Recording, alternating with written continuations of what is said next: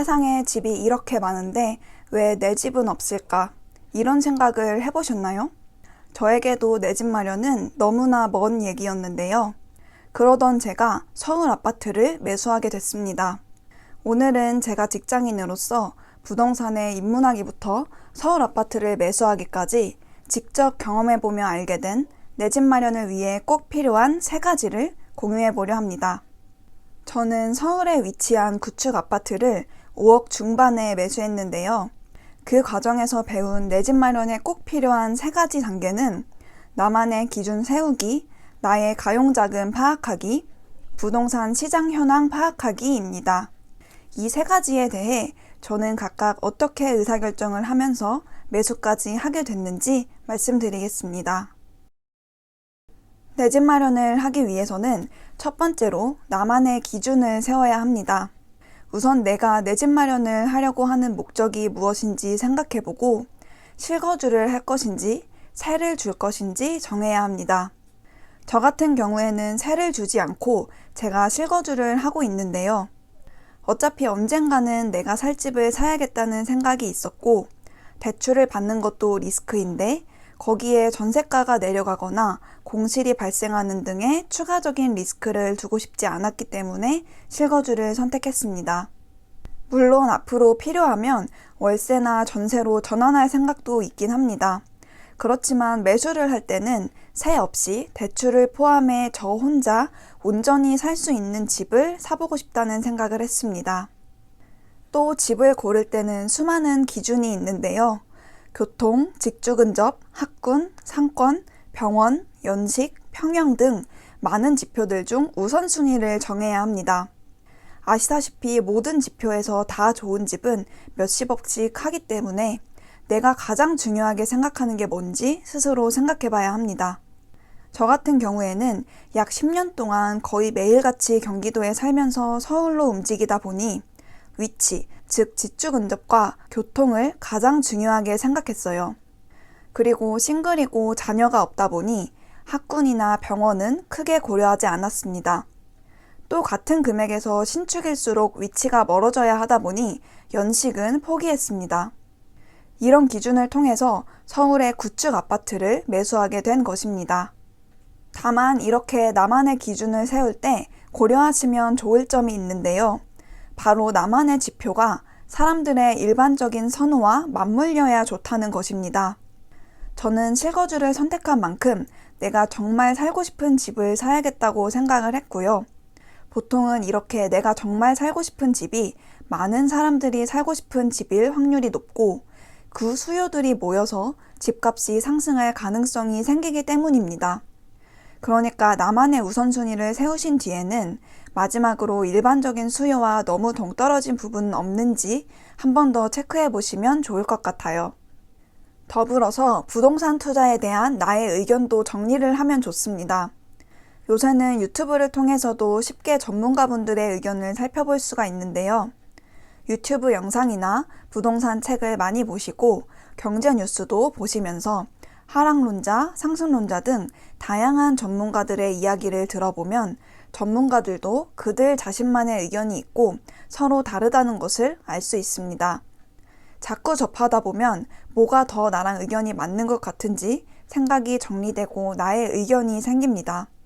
저는 여러 전문가 분들 중에서도 실제로 투자를 통해 성과를 내신 분들의 이야기를 많이 들어보시는 걸 추천드리고 특히 금전적, 시간적 여유가 되신다면 그분들의 유료 강의까지 들어보시는 걸 추천드립니다. 이렇게 나의 의견이 정리되고 나면 부동산을 보는 눈이 생기게 되고 투기가 아닌 투자가 가능하게 됩니다. 내 집 마련을 하기 위해서는 두 번째로 나의 가용자금을 파악해야 합니다. 먼저 각종 계좌에 보유하고 있던 현금이나 주식 매도 등을 통해서 내가 부동산 투자를 위해 얼마까지 확보할 수 있는지를 계산할 수 있습니다. 그리고 저같이 대출을 받으려는 분들의 경우 감당 가능한 수준에서 받을 수 있는 대출금을 파악해야 합니다. 감당이 불가능한 대출을 받는 건 여태까지 어렵게 모아온 돈을 잃을 수도 있는 리스키한 행동이기 때문에 꼼꼼히 계산해 보시는 걸 추천드려요. 내 집 마련을 하기 위해 해야 할 세 번째는 부동산 시장을 파악하는 것입니다. 앞서 말씀드린 것처럼 뉴스도 보고 유튜브도 보고 책도 읽고 강의도 보다 보면 대략적인 흐름은 파악이 되셨을 텐데요. 정말 여러 가지 지표들이 부동산 시장에 영향을 미칠 수 있지만 결국 가장 주된 원인은 수요와 공급입니다. 그리고 이 수요와 공급을 파악하는 방법은 아주 간단한데요. 바로 임장입니다. 예를 들어 우리가 데이터를 통해 확인할 수 있는 매수가는 이미 현장에서 여러 과정을 거쳐 협의된 매수가로 계약이 이루어지고 신고가 돼서 그게 저희 눈에 보여진 숫자일 텐데요. 내가 그 현장에 있다면 훨씬 더 빠르고 정확하게 부동산의 흐름을 파악할 수 있겠죠. 이렇게 현장에 나가기 전 먼저 후보 단지를 골라야 하는데요. 앞서 나의 투자 방향과 가용 자금이 정해졌으니 이에 맞춰 원하는 지역을 선정해야 합니다. 저 같은 경우에는 네이버 부동산에서 호가를, 호갱노노나 아실에서 최근 실거래가를 조회했고 제 가용 자금에 맞춰 필터링을 걸어서 그 지역들이 어딘지 확인했어요. 그리고 그 지역들을 다시 네이버 지도에서 찾아보면서 내가 세웠던 기준에도 맞는 몇 곳의 지역을 추렸습니다. 여기서 손품으로 더 추리고 싶으시다면 추가적으로 해당 단지들이 직전 상승장 때 충분히 잘 상승했었는지, 거래가 활발하게 되어 왔는지 등을 확인해 보시면 좋아요. 그렇다는 건 사람들의 수요가 있다는 의미이기도 하니까요. 이렇게 원하는 지역들이 정해지면 이제는 그 지역에 가보실 단계입니다. 직접 산책도 해보고 주변에서 식사도 해보고 하다 보면 그 지역에 내가 정말 살고 싶은지가 더욱 추려지게 돼요. 저는 이런 과정을 통해 후보 단지를 최소한 2개에서 3개 정도는 선정하시길 추천드려요. 이제 매수 준비가 됐다면 부동산에 가서 요즘 시세나 거래량 등 분위기를 보셔도 좋습니다. 부동산 사장님께 사전에 전화를 드리고 방문해서 내 가용자금 등 상황에 대한 이야기를 나누면 사장님이 매물을 몇 개 제시해 주시는데요. 이 중 매수하고 싶으신 매물에 대해 매수 의사를 밝히고 매수가 협상 과정을 통해 계약을 진행하게 됩니다. 저 또한 이런 과정을 통해 내 집 마련을 하게 됐는데요.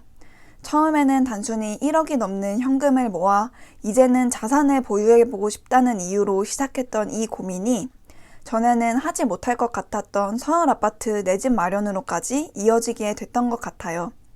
제 경험에 기반한 내용이라서 정답은 아닐 수 있지만 아직은 고민을 하고 계신 분들께 도움이 됐으면 좋겠습니다.